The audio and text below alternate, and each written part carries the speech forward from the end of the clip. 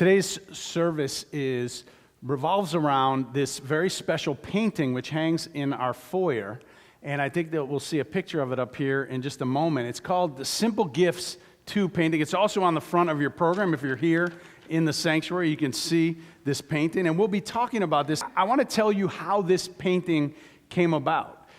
Many years ago, it was probably 20 years ago, I was a new minister here at All Souls, and I went to have lunch with a member of our church whose name is Jack Allen. I went to pick him up at where he works, at his company. And so while I was waiting in the reception area, waiting for him to come out, I admired this beautiful painting on the wall, and I was just standing there looking at it as he came out, and he said, "I see that you noticed our corporate painting." He said, in this painting, it was a still life. He said, in this painting, these objects tell the story of the mission and the vision and the values of my company. He said, "Do you want to hear them?" I said, "Sure, I'd love to hear them." And in the next 3 minutes, he described for me in a very inspiring and memorable way the mission, the vision, and the values of his company. So when the lunch was over and I came back to All Souls, we had an all-staff meeting. And at the meeting, I told them what I had done for lunch, and I explained that I'd seen this painting. And in a few minutes, I explained to them the mission, the vision, and the values of this company. And they thought, "That's amazing that you remember that. It was inspiring." And the staff said, "We need a painting like that for All Souls. It's not so easy to explain what All Souls is about to people."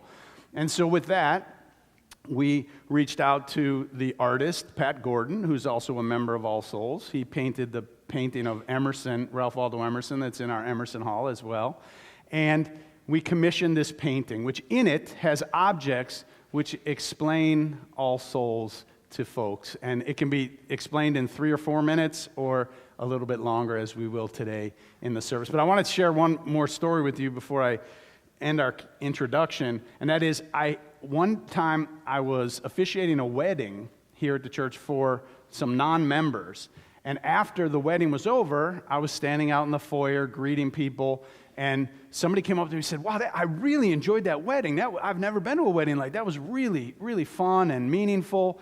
I said, "What? I've never been in a Unitarian Universalist church, or can you tell me something about your church?" And I said, "Well, yeah, and matter of fact, come over here, let me explain this painting to you." And so I gave him the 3-4 minute introduction to the painting, and then I went into the Emerson Hall where the reception was, and I was greeting the family. When I came back out, this guy was standing there at the painting. He had 6 people around him, and he was describing all about All Souls. So it really works, and it's really handy. And in fact, if you travel around the country and you visit other Unitarian Universalist churches, it's not that uncommon to see this painting hanging up in their, a poster of it hanging up in their churches as well. So others have adopted the painting, and I'm so happy to be introducing it to you. If you haven't seen it before, especially for you to hear about it, and if you have, for you to be reminded of its meaning. The first object in the painting is the table. And the table it's an actual antique table from the Revolutionary War era here in America.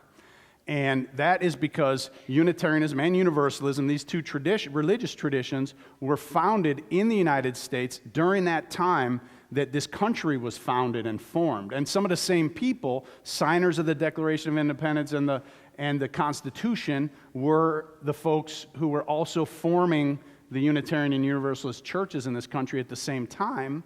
And so you'll see embedded in this congregation a lot of the values that animate our country as well, because they're rooted in the same history and often were created by some of the same people. And so with that, the table is our first object, and it reminds us of where it began in this country and who began it and the values under which it was started.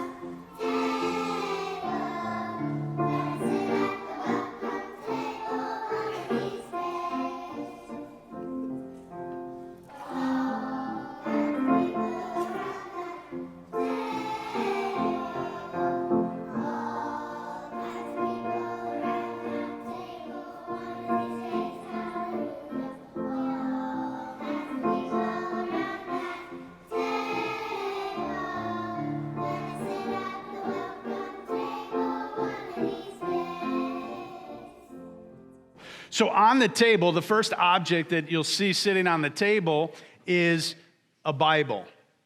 Now, that Bible, the Unitarian Universalist churches began across the country, and before that in Europe. You'll hear about that in a moment. But as Christian churches, inspired by the Bible and the Jewish and Christian traditions that formed religiosity across Europe and coming in to those Europeans who came into America.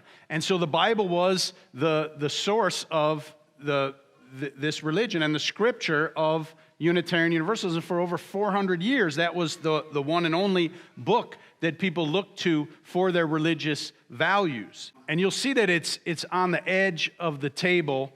And I think some people probably think, because we interpret the Bible using reason, right? It's from the Enlightenment tradition, so using reason and intellect and scholarship to read the Bible, some people think we're a little over the edge. But I like to think of us being on the cutting edge of biblical scholarship and interpretation. The next book right on top of that in the stack is a book by Ralph Waldo Emerson. His father was a Unitarian minister. He was raised Unitarian, and then he became a Unitarian minister. And he famously preached a sermon called the Divinity School Address, which you can find all over the internet and everywhere else, where he basically said that, you know what? No one book can contain all of the wisdom and truth and values of life and living. That actually there are religions all over the world in different cultures and different countries and languages that also have within them inspiring, life-giving, strong values, helping teach people how to love their neighbors and care for one another and live an ethical, moral life. And that we shouldn't think that the wisdom of God and life and truth was given in one time, in one place, in one language to one people, but actually is much more abundant than that. And we can even find it in nature, and we can find it in indigenous cultures and traditions that understand the land and our relationship to nature, and that we should be open to wisdom wherever we can find it, and truth wherever we can find it. And so the third book on this stack, which kind of gives the theological scriptural lineage of Unitarian Universalism, is a blank book, and it's a journal, and it represents the fact that truth and wisdom and revelation, if you will, is continuous. It continues generation after generation in new ways, with new technologies, and new poets and artists and musicians and philosophers continue to help us to understand and describe truth and wisdom and ethics and morality in different ways, in all times, in all languages, and in all cultures. So we try to listen in all different ways and different times and cultures and languages to where is the truth and wisdom here. So we listen and listen closely.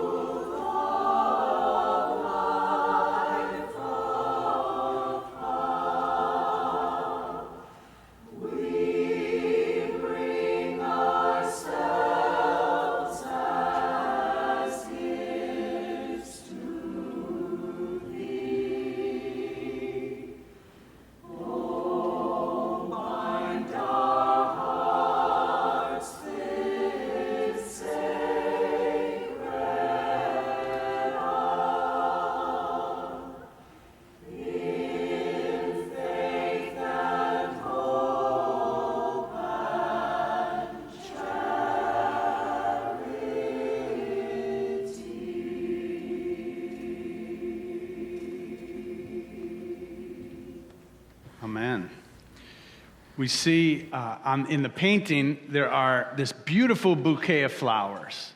They represent you, or as we say here in Oklahoma, y'all.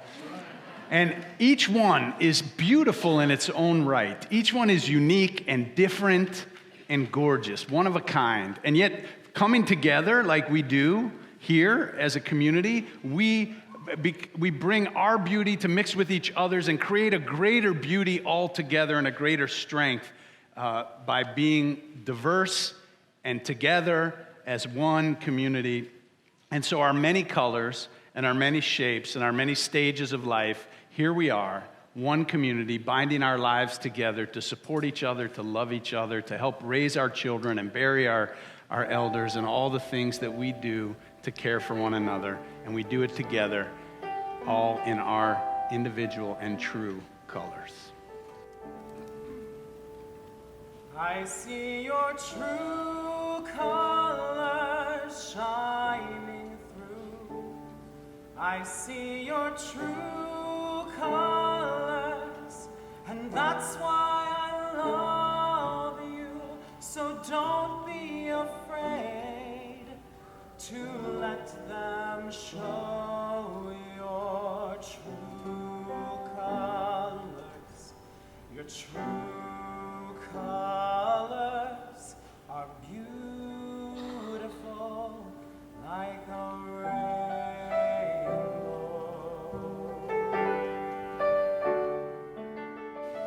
For more than 65 years, our church family has celebrated the Festival of Thanksgiving, inviting our children and youth forward to offer a contribution of fresh produce to share with the people in our community who are in need.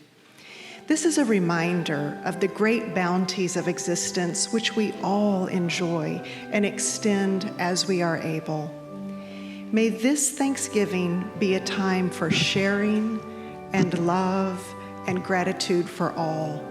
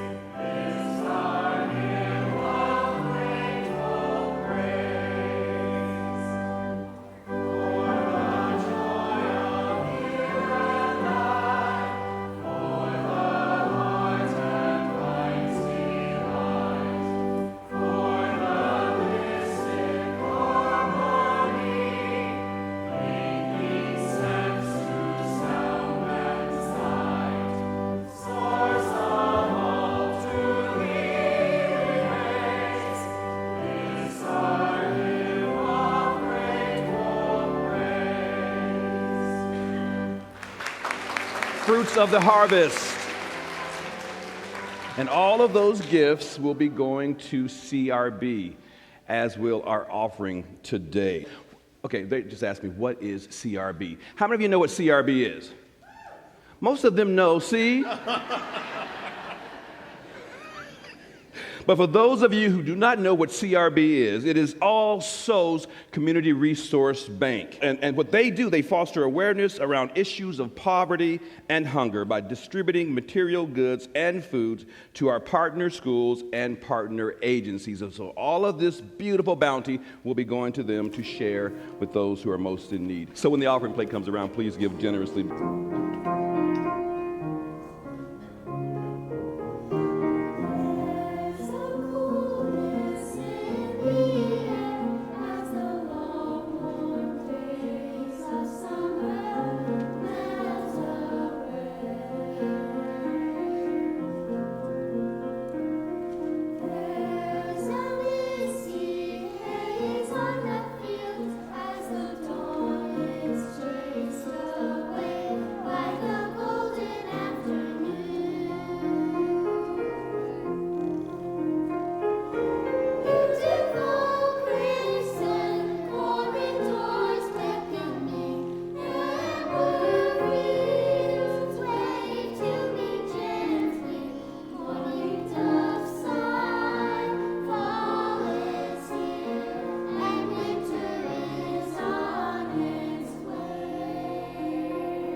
And now for the water in the painting, it represents the source of life. Of course, known by many names, the source of life. We know that life cannot exist anywhere without water. Water is within each of us and yet greater than all of us. And so it stands as a beautiful symbol, nurturing those flowers. I love that it has no color. It has no shape. It takes the shape of whatever it's in. And so the water represents the source of life.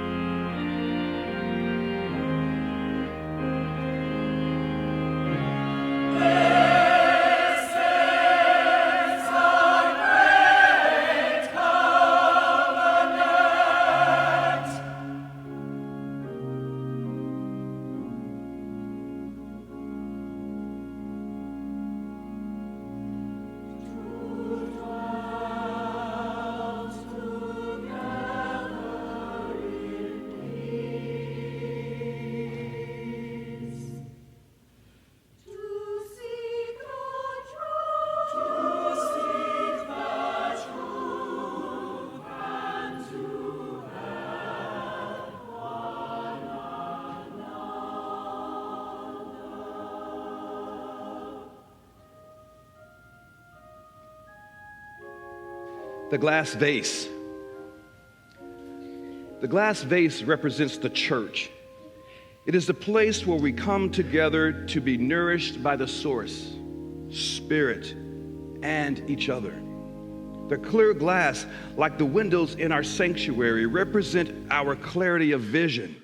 Even here in this space, these large and open windows encourage us to look out at the world while the world is looking in and at us. The glass vase holds, supports, and keeps us.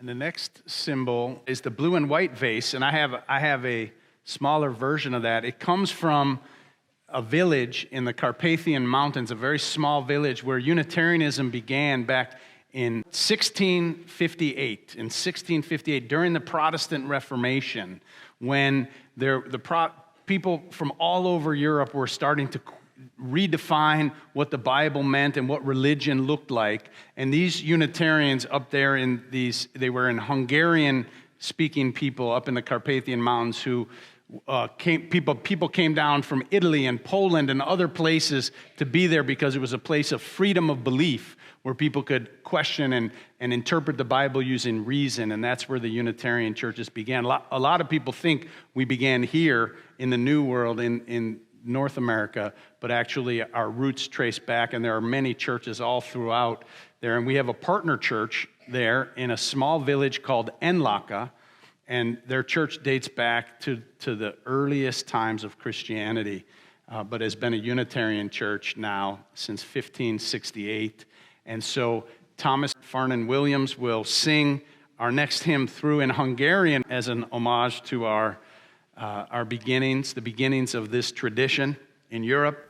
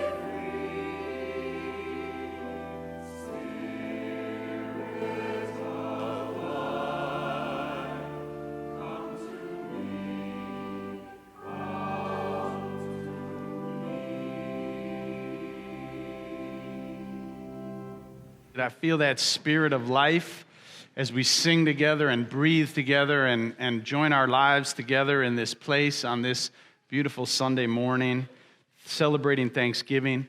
The next object in the painting is a single flower that sits in the small vase. And that single flower represents each of us as an individual, remembering that we come together in this place as a community, but each of us is on our own spiritual path, personal path, and that this church community is here to help support each individual as they come in and as we live our lives. For whatever we're going through, this is a place that tries to provide the love and the resources and the support for us to fully develop our minds, our hearts, and our spirits. And so even though we are a community of people, each individual has a very important and sacred path, and each person matters in this community as well. Next symbol is the scale. The scale represents justice and freedom. Not just freedom from oppression, but freedom for justice. For there is no freedom without justice. Our freedom is to be used responsibly, guided by justice, and utilized in the pursuit of justice for all. Our religion is engaged in our own transformation and the transformation for the world around us. For love is indeed the spirit of the church, and service is the law. Now, our next symbol is the Statue of Liberty. The Statue of Liberty is a universal symbol of the freedom embodying hope and opportunity for any and all people. A broken shackle, a chain lie actually at the statue's right foot, if you didn't know that was there. An actual broken shackle at the feet of the Statue of Liberty signifies freedom from oppression, slavery, and servitude. For us, the statue represents our valuing of that freedom, particularly the freedom of religion and freedom of belief, freedom to doubt. We are the doubters, that's what they call us, and freedom to ask questions. We need not believe alike to love alike.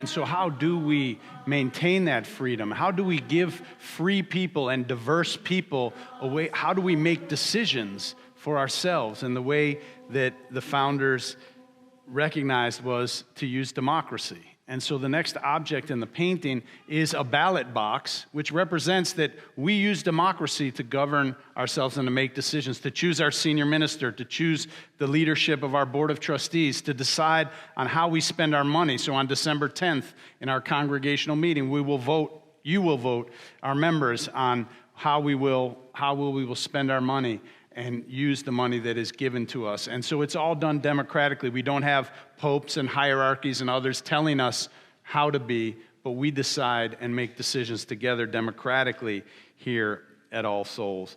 And so you can see these values of the founders so much influenced. The founders of the United States also influenced this tradition. They said if it's good for our nation, how we organize our nation, it's also a good way for us to organize our religious communities as well.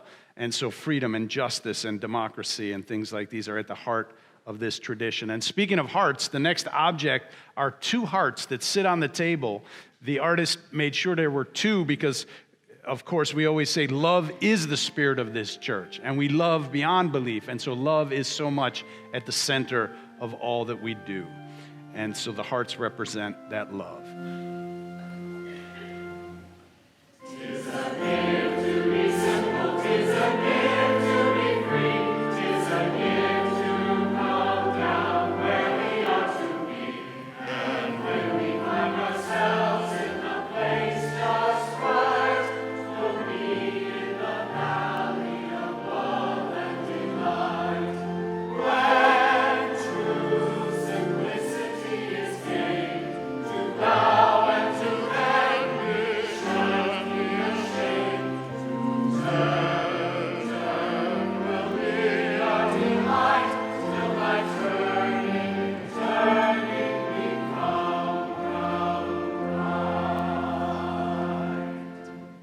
The next is a dead oak leaf. And that dead oak leaf reminds us of those who've come before us, those whose shoulders we stand on, those people who we call the mighty cloud of witnesses, who are no longer with us in the physical space and time, but are very much with us and continue to inspire us. And we remember our elders and our ancestors in that way.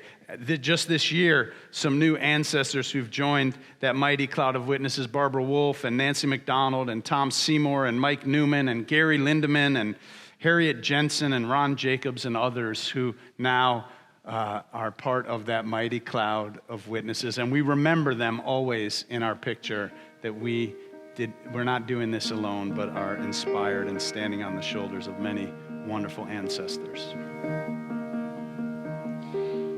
Listen more often to things than to bees. Listen more often to things than to bees. 'Tis the ancestors' breath when the fire's voice is heard. 'Tis the ancestors' breath in the voice of the waters. Those who have died have never, never left. The dead are not under the earth. They are in the rustling trees. They are in the groaning woods. They are in the crying grass. They are in the moaning rocks. The dead are not under the earth. So listen more often to things than to bees. Listen. I hope you can feel the presence of that mighty cloud of witnesses, those ancestors who've come before us. You see them in the fruit, in the cornucopia, and the vegetables, and in one another, and in our children, and in our voices, and hear them in the music, and in the rustling of the leaves on the trees. The last symbol in the painting is a green leaf, and it's green, and it's shining, and it represents life itself. And the artist made the leaf falling in the painting. Still haven't figured out how he exactly did that. But the leaf is falling because he wanted to remind us of the preciousness of life, of the fact that life is fleeting and changing and moving at all times. And so that hopefully by remembering that life is short and it's not forever, that we will use our one precious life to live it and bring more beauty, more justice, more freedom, more love into the world in the time that we have upon this earth. And so as we conclude this service, I want you to remember the hope and the gratitude that's represented in this painting. It's called Simple Gifts 2, T-O-O. And the idea is that these are really simple gifts for our taking: love, freedom, and all the things that are represented in this community and all that it represents. They're simple gifts if we're willing to open our hearts to them and help keep them alive here on earth.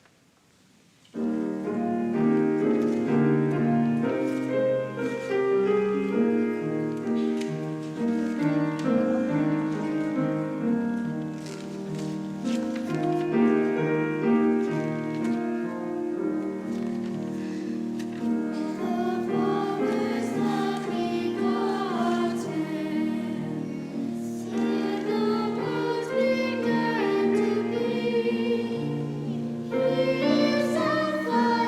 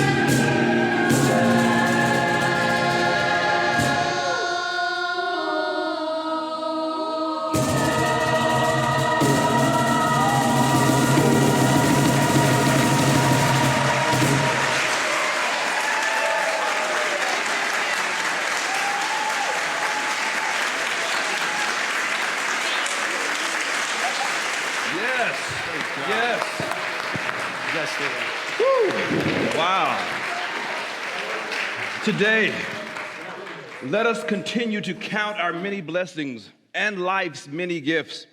Let us love large in every instance and with every breath, because the world needs love today, our love. I'd like to thank those who've joined us online from near and far. And now, may your eyes see beauty, your heart know love, and may your hands do the good work of this world. Until we meet again, happy Thanksgiving, everyone.